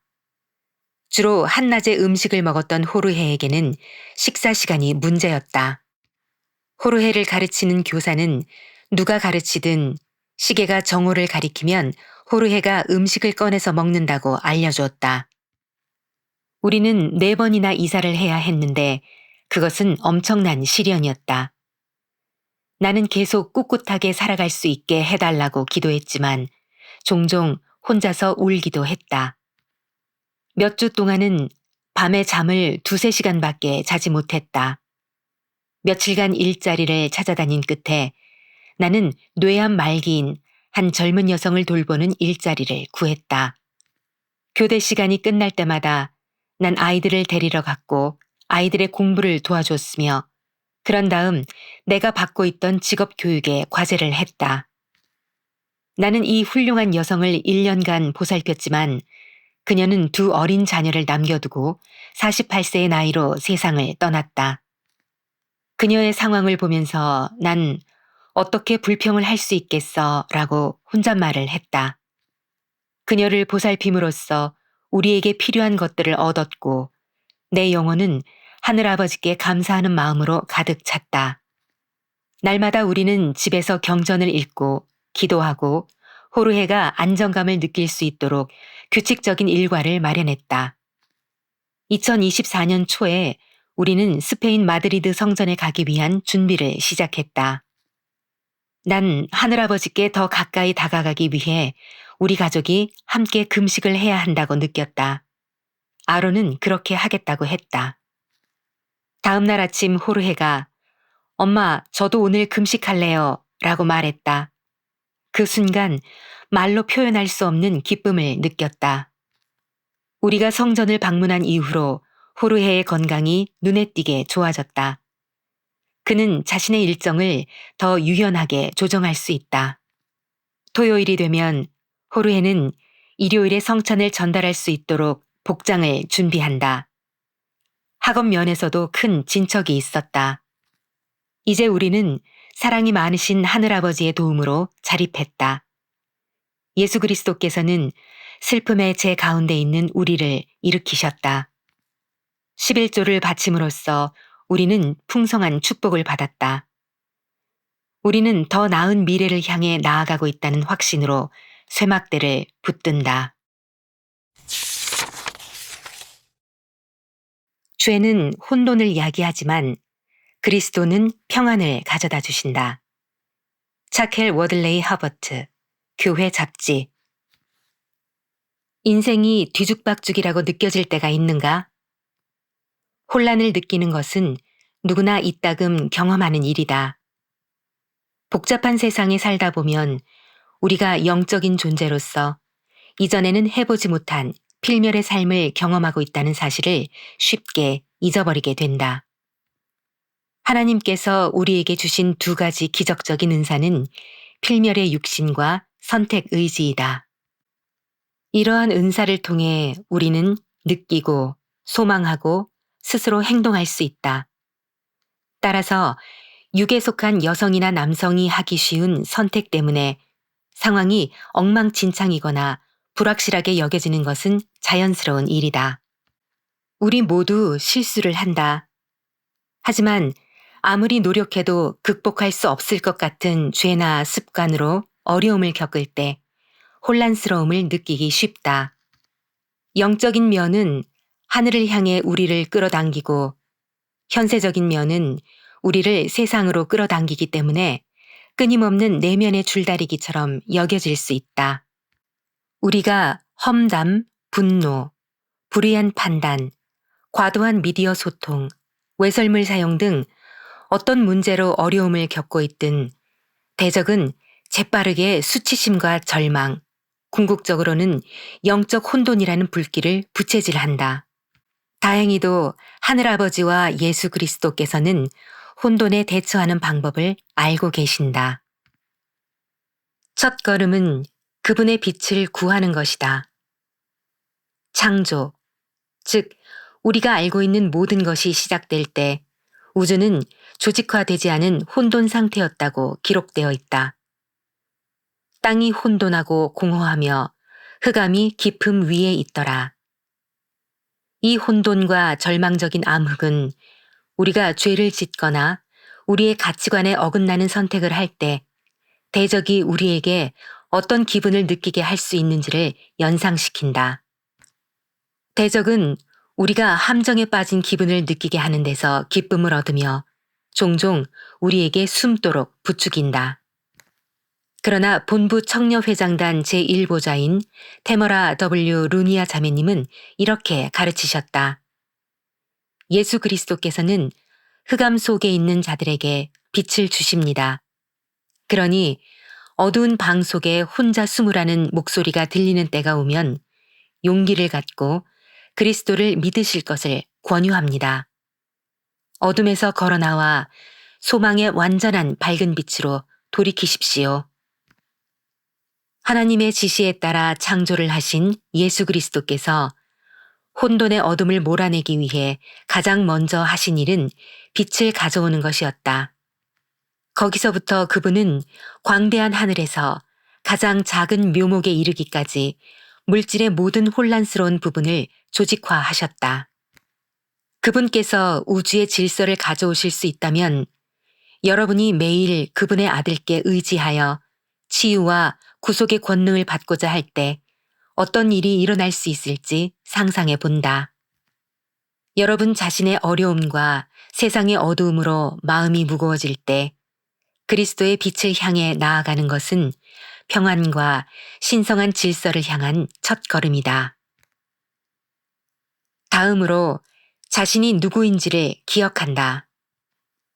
하늘과 땅이 조직되고 아름답게 꾸며진 후 하늘아버지께서는 당신의 영의 자녀들이 지상에 와서 육신을 받을 수 있는 길을 마련하셨다. 하지만 우리가 지상에 있는 동안 대적은 우리가 누구인지 잊어버리게 하고자 열심히 일한다. 하나님께서 선지자 모세에게 말씀하시고 그에게 지식을 전하시는 순간 우리는 신성한 정체성을 잊도록 우리 마음을 흔들려는 그의 노력을 볼 수 있다.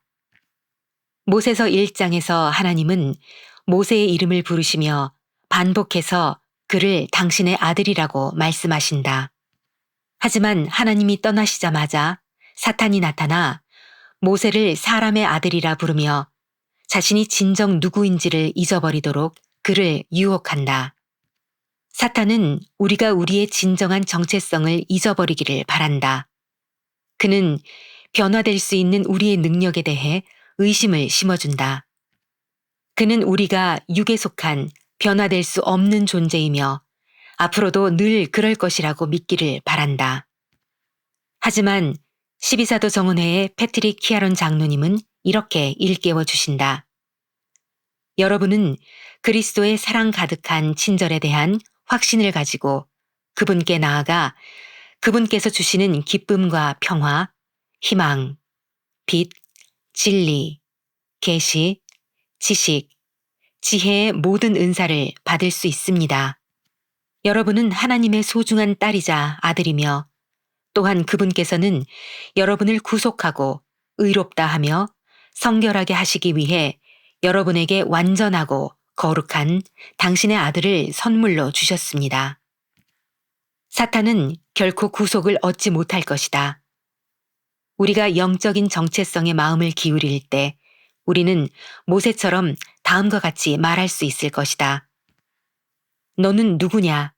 보라, 나는 하나님의 한 아들이요 그의 독생자를 닮았나니. 사탄아, 이곳에서 물러가라. 나를 속이지 말라. 이는 하나님이 내게 이르시기를 너는 나의 독생자를 닮았도다 하시니라. 삶이 혼란스럽게 느껴진다면 잠시 멈추자. 그리고 여러분의 신성한 정체성을 기억하자. 여러분이 하나님의 사랑하는 자녀라는 진리를 기억하며 마음이 하늘로 향하게 하자. 예수 그리스도께서 여러분 영혼의 질서를 회복하는 데 도움을 주실 수 있도록 그분께 의지하자. 마지막으로 그리스도께서 혼돈을 평안으로 바꾸시도록 그분께 맡긴다. 아담과 이브가 에덴 동산을 떠났을 때 그들이 늘 알고 있던 단순한 세상은 쓸쓸하고 황량한 세상으로 바뀌었다. 그러나 하늘아버지께서는 그들을 죄와 슬픔에서 구속하기 위해 구주를 준비하셨기 때문에 그들이 평안을 누릴 수 있다고 약속하셨다. 필멸의 삶으로 위축될 때 다음 진리를 기억하자. 하나님 아버지께서는 우리가 당신이 계신 본향으로 돌아가는 이 여정 내내 유혹에 직면하고 실수하고 죄를 지으리라는 것을 아셨다. 그것은 모두 구원의 계획의 일부였다. 다시 말해 하늘아버지께서는 예수 그리스도를 통해 언제나 우리가 삶에서 어둠의 힘을 물리치고 그 자리를 빛으로 바꾸도록 도우실 수 있다. 몇 번이나 엉망이 되더라도 우리가 회개한다면 구주로 말미암아 혼돈을 우리 영혼의 평안으로 바꿀 수 있다. 러셀 M. 넬슨 회장님은 다음과 같이 간증하셨다. 예수 그리스도께서는 여러분을 강하게 하실 것입니다. 그분은 혼란 중에도 평안으로 축복해 주실 것입니다.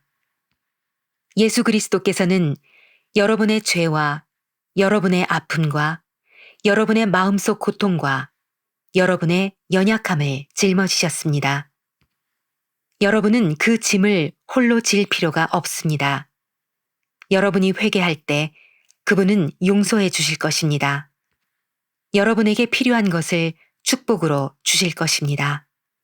여러분의 상한 영혼을 치유해 주실 것입니다.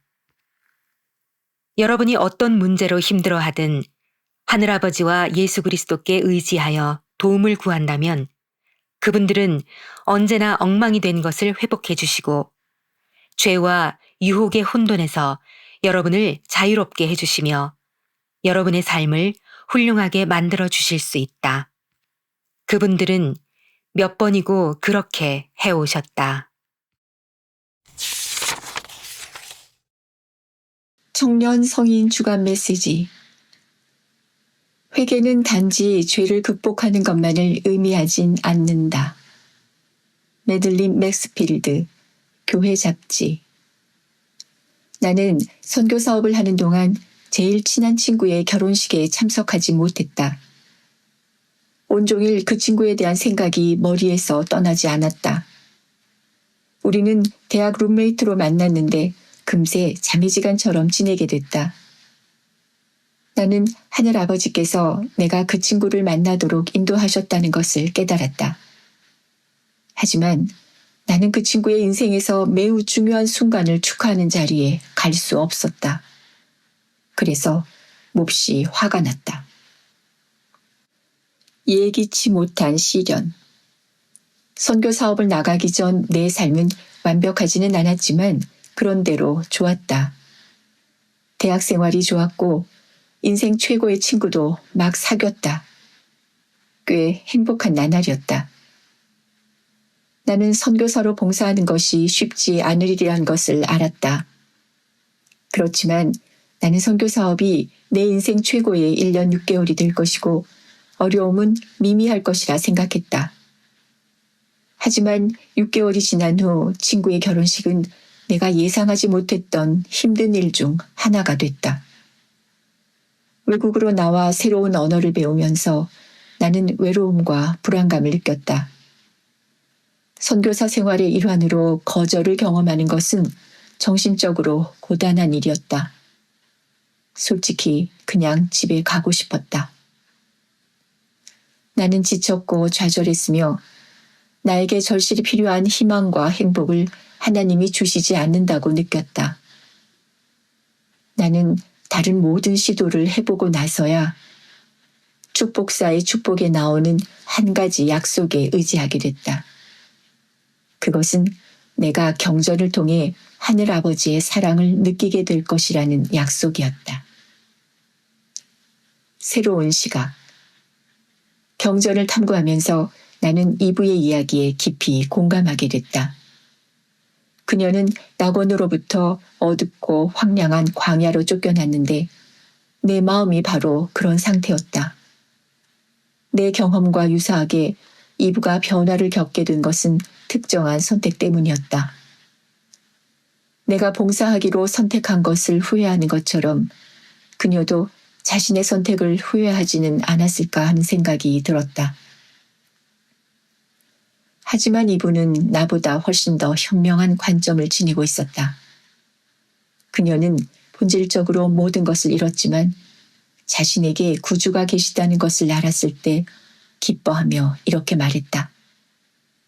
우리의 범법이 아니었다면 우리가 선과 악, 그리고 우리의 구속의 기쁨을 결코 알지 못하였을 것이니라. 그녀는 자신의 선택을 후회하지 않았다. 오히려 그것에 감사했다. 비록 그녀와 아담은 낙원에서 쫓겨났지만 구속의 기쁨은 상실의 아픔보다 더 감미로웠다. 사실 그녀는 구속받을 필요가 전혀 없었을 때보다 구속을 통해 더 큰 기쁨을 얻은 것 같았다. 어떻게 그럴 수 있을까? 회개의 감미로움. 우리는 회개가 있는 이유를 단지 우리 삶에서 죄와 나쁜 행동을 없애기 위한 것으로만 생각할 수도 있다. 그 없애는 과정은 어렵고 때로는 고통스러울 수 있기에 그 단어에 부정적인 의미를 부여하기 쉽다. 그러나 회개는 단순히 죄가 줄어드는 것만을 의미하지 않는다. 회개는 좀 더 그리스도와 같이 되는 것을 의미하기도 한다. 그분께로 돌이키는 것, 즉 우리의 태도를 바꾸고 우리의 관점을 그분의 관점에 맞추는 것 역시 회개의 한 형태다. 나는 분노와 외로움 속에서 내 시야가 좁아졌음을 깨달았다. 내가 놓치고 있는 것에 너무 몰두한 나머지 내가 얻은 것, 즉 구주와의 관계가 더 가까워졌다는 사실을 간과했던 것이다. 나는 그런 올바르지 못한 태도에 대해 회개해야 한다는 것을 깨달았다. 시간이 걸렸지만 구속주의 도움을 간청했을 때 이 생에서 내가 기쁨을 누릴 수 있으리라는 모세서 5장 10절의 확신이 들었다.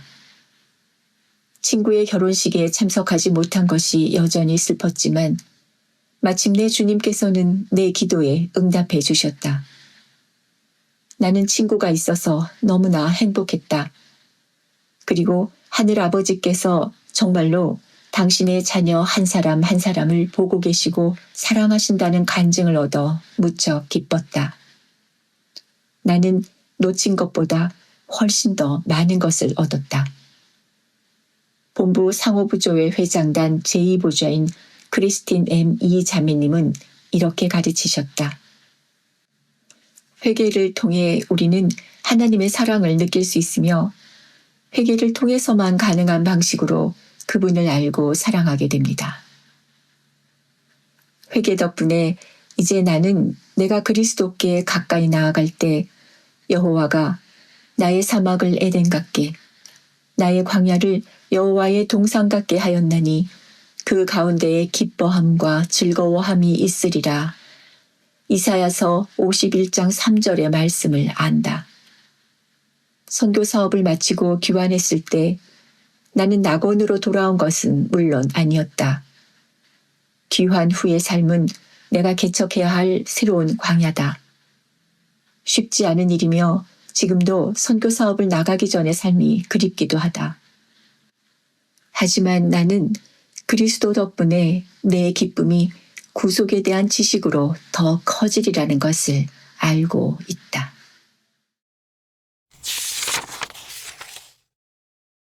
감독님께 말씀드리는 게 두려웠다. 감독님이 어떻게 반응하실까? 제러드 아카바도. 처음으로 혼자 살게 됐을 때 나는 새로운 해방감을 느꼈다. 나는 진학을 위해 필리핀으로 이사를 했고 집으로 가는 비행기 값이 비쌌기 때문에 비자를 갱신하기 위해 1년에 한 번만 집에 갔다. 충실한 가족의 영향력이 사라지자 나는 점차 복음에서 멀어졌다. 담배를 피우고 술을 마시고 하나님의 계명에 어긋난다고 배웠던 그 밖의 일들을 하기 시작했다. 내가 누구인지 기억하다. 처음엔 개의치 않았다. 교회의 규칙이 구속적이라고 여겼기 때문이었다.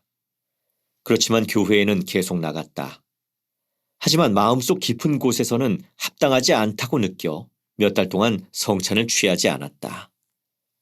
그러던 중 코로나19가 닥쳐 내가 추구하던 모든 것이 중단됐다.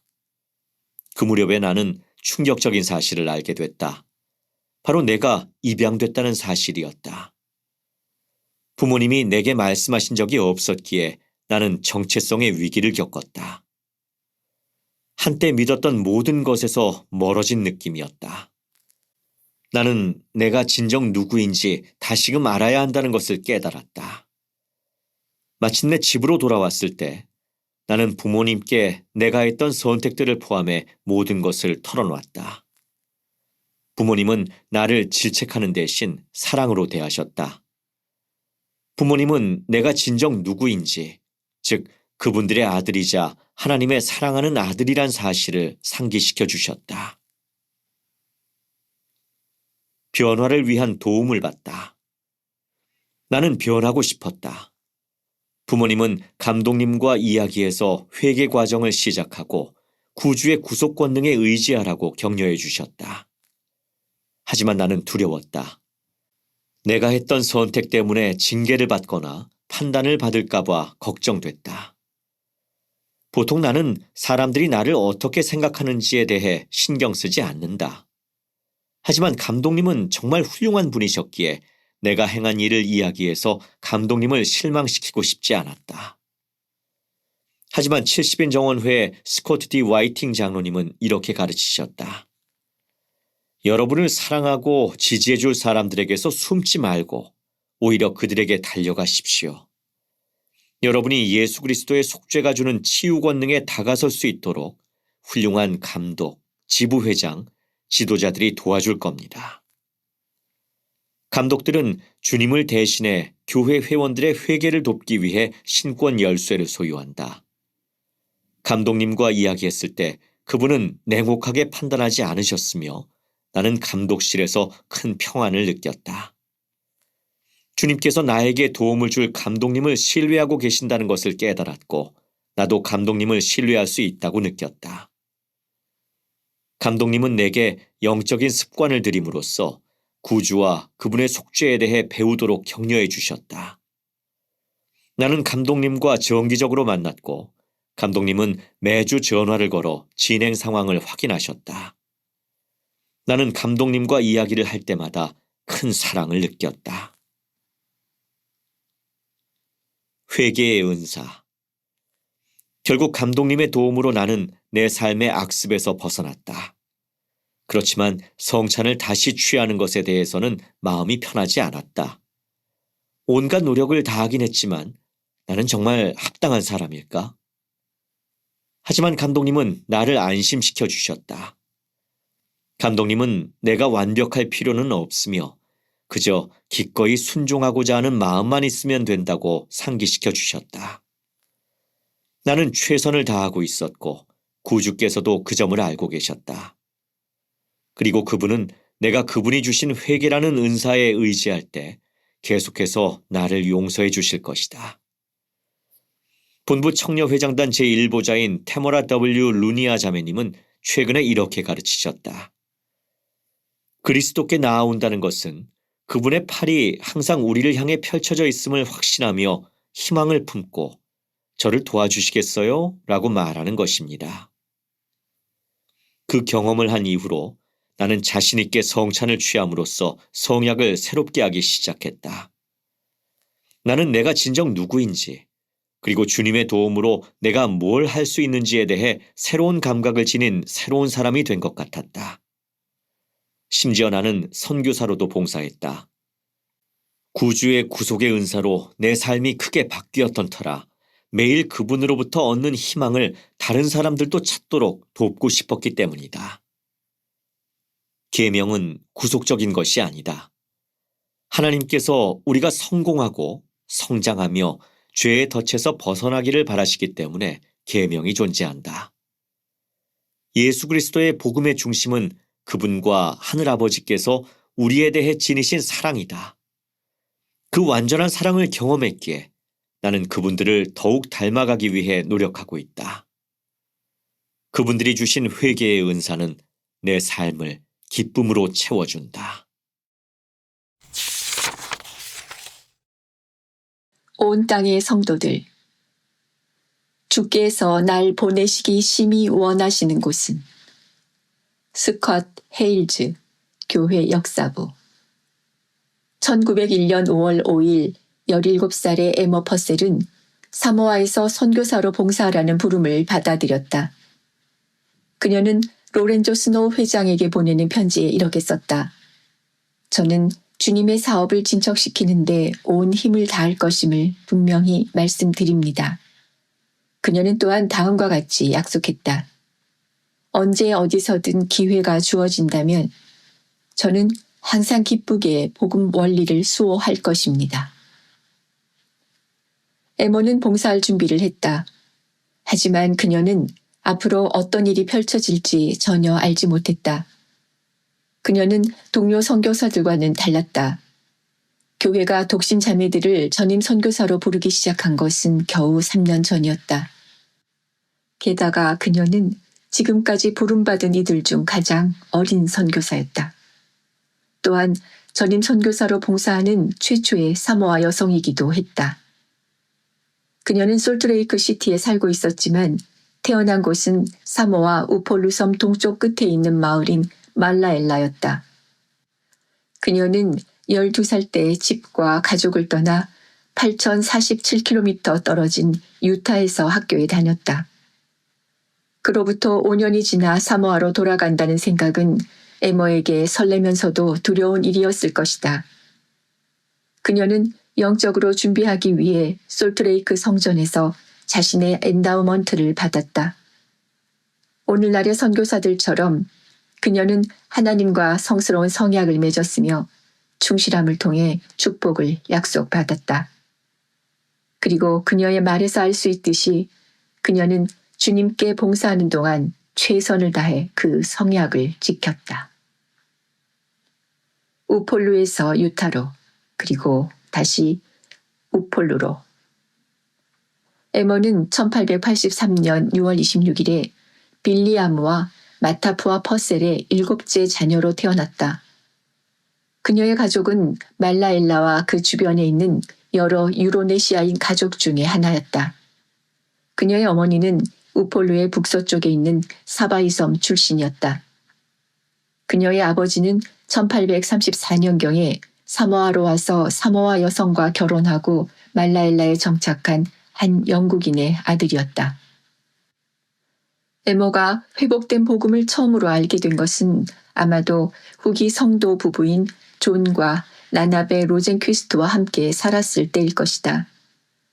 이 부부는 에머를 양녀처럼 대했다. 그녀는 12살 때인 1895년 11월 3일에 침례를 받았다. 침례식에 참석했던 한 선교사는 그 침례식에서 느꼈던 강한 영에 대해 간증하기도 했다. 몇 달 후 사모아 선교부 회장인 존 W. 백은 에머와 다른 사모아 어린이들을 유타로 보내 그곳에서 학교에 다니게 하는 일에 대해 제1회장단의 승인을 받았다. 1896년 4월 23일에 그녀는 백 회장 및 다른 선교사들과 함께 우폴루의 주요 항구인 아피아를 출발했다.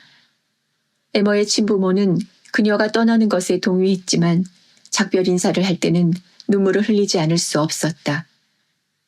에머가 증기선과 기차로 솔트레이크 시티까지 가는 데는 거의 3주가 걸렸다. 그 도시는 우폴루에 있는 그녀의 마을보다 훨씬 컸다.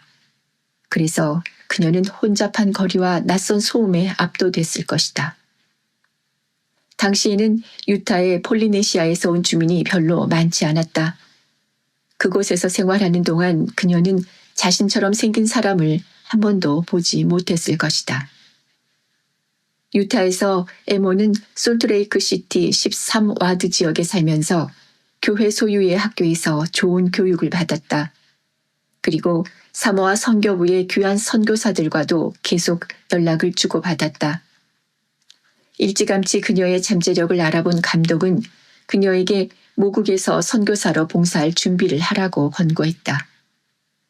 에머는 그 말을 마음에 새겼으며 1901년 초에 부름이 왔을 때는 이미 준비가 되어 있었다. 말라엘라에서의 봉사. 1901년 7월 25일에 우폴루로 돌아온 에머는 항구에서 자신을 기다리고 있는 아버지를 보고 기뻐했다. 그곳을 떠나 있는 동안 에머는 사모아어를 잘 구사하지 못하게 됐다. 하지만 한 모임에서 폐회 기도를 해달라는 부탁을 받았을 때 그녀는 영의 영감을 받아 모국어로 기도를 드렸다. 에머는 자신의 고향인 말라엘라에서 봉사하도록 지명받았는데 그곳은 1896년부터 교회가 학교를 운영해온 곳이었다. 그녀는 여학생들을 가르치는 책임을 맡았다. 또한 말라엘라 지부의 젊은 여성 상호 향상회의 조직을 맡아서 이끌었다. 일요일은 물론 주중에도 그녀는 다른 선교사들과 함께 복음을 전하고 가르쳤다. 처음에는 그 섬에 살고 있는 에머의 가족 중 일부가 그 선교 사업을 반대하며 그녀에게 교회를 떠나라고 촉구했다. 하지만 선교부 회장인 윌리엄 G. 시어지에 따르면 그녀는 자신의 선교 사업을 옹호했으며 반대에도 불구하고 자신의 성약을 지키기로 결심했다. 그녀는 다른 선교사들에게 주눅들지 않는 사람이었다. 한 번은 아침 식사 때 장로 2명이 장난삼아 코코넛 워터를 그냥 물로 바꿔놨다. 그 장난을 그저 싱겁다고 여긴 에머는 장로들에게 설탕 대신 소금을 뿌린 코코넛을 내놓음으로써 그 장난을 되갚아주기도 했다. 그런 장난은 제쳐두고 선교사들은 퍼셀 자매에 대해 큰 존경심을 가지고 있었다. 한 선교사는 그녀가 직분과 부름에 대한 영으로 가득 차 있었다고 말했다. 다른 장로는 그녀의 친절에 대한 감사 편지를 썼다. 에머가 그와 그의 동반자가 먹도록 길에 바나나 몇 개를 남겨뒀기 때문이다. 기록에 따르면 그녀는 사람들에게 신권 권세와 몰몬경 및 기타 복음 주제에 관해 가르쳤다. 에머가 사람들에게 조셉 스미스의 삶과 사명에 관해 가르치는 것을 들은 한 선교사는 이렇게 기록했다. 그 가르침이 무척 마음에 들었다. 그래서 그 자매님이 가르침을 중단했을 때는 몹시 아쉬웠다. 안타깝게도 에머는 선교 사업 후반에 상피병에 걸려서 일찍 해임됐다. 그 병은 피부와 피부 아래에 문제가 생겨서 환부가 부풀어 오르고 딱딱해지는 병이었다. 그 학교에 있던 여성과 소녀들은 그녀가 유타로 돌아간다는 소식을 듣고 눈물을 흘렸다. 말라엘라 지부에서는 송별회를 열어 그녀가 마지막으로 가르침을 전하도록 기회를 줬다. 송별회 기록에 따르면 그녀는 매우 힘차게 말씀했으며 모두에게 복음에 충실하도록 권유했다. 헌신의 유산. 에머는 여생 동안 계속해서 복음과 자신의 성약에 충실했다. 그녀는 유타에서 학업을 계속하며 폴리네시아인 지역사회에 참여했고 최초의 사모아어 후기 성도 찬송가 책이 출판될 때 조언을 해주기도 했다. 그리고 어느 시점에 그녀는 헨리 카할레 마누라는 하와이 성도를 만났다. 두 사람은 1907년 1월 31일에 솔트레이크 성전에서 결혼했다. 그로부터 3년 후 에머는 26살의 나이로 세상을 떠났으며 솔트레이크 시티에서 서쪽으로 97km 떨어진 폴리네시아 성도들의 정착지인 이오세파에 묻혔다. 비록 짧은 생애를 살았지만 예수 그리스도의 회복된 복음에 대한 그녀의 헌신은 전 세계의 성도들, 특히 오늘날 봉사하라는 부름에 응하는 청녀들에게 강력한 모범이 되고 있다.